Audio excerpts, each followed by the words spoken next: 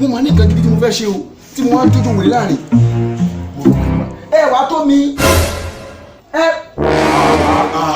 ẹ wà kò yẹ kó o ṣe báyìí náà ṣé wọ́n wá ń tòṣe yẹ wá bí àmọ́ fẹ́ rí ẹ wá mi mo fẹ́ rí ẹ ẹ wà wọ́n ló ń dán bí ẹ kò ní kọ́ ẹ wà mo ní di help ẹ báyìí mo kò fi orin ṣe fún mi ṣé wọ́n kò ṣẹlẹ̀ báyìí ṣé wọ́n bó ṣe máa bá mi kí oríkì àwọn oníbẹ́ẹ̀sì tó ṣe pé bó ṣe máa ń kí oríkì Dangote Ọ̀tẹ́dọ́lá Adénúgà Davido wọ́n mi kí oríkì ẹnìyí náà kó máa ṣe wá dáadáa promise sọ̀rọ̀ náà yóò mú bá sọ̀rọ̀ tó bá mi kí oríkì ẹnìyẹn ni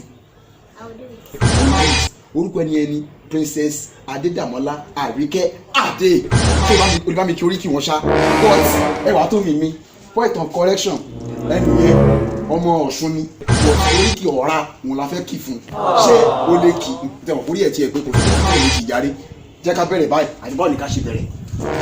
Adédàmọ́lá Àríkẹ́ Adé ọmọ ọ̀ra ọmọ Ọ̀ṣun àlọ́ ọmọ Ajíbádé ọmọ Ajíyànmọ́ ọmọ Agẹṣin Bíọ́lá ọmọ Oṣù Kóòrù ọmọ Bíkúlé Òpá nítòdé olè ọmọ Arírùngèsì pápá ìdìpẹ́ ọmọ Amúṣu Ìyàmọ̀dé ọmọ Ìyàwó dọ́nà ó di àkú ọmọ Ìlàmọ̀ mùsùlùmí ògbógun ọmọ Lásùnkádé ní mòjò ẹgbẹ̀rẹ̀ ní ọjà rẹ̀ ní ọ̀nà ọ̀sẹ̀ bí wọ́n ní ẹgbẹ̀rẹ̀ ní ìdí ọjà rẹ̀ lọ́nà mi ọ̀tún ọ̀la mo kí ọ.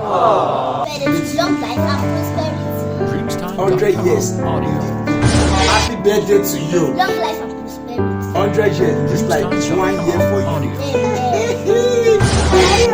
Enjoy your day, Princess Adédàmọ́lá.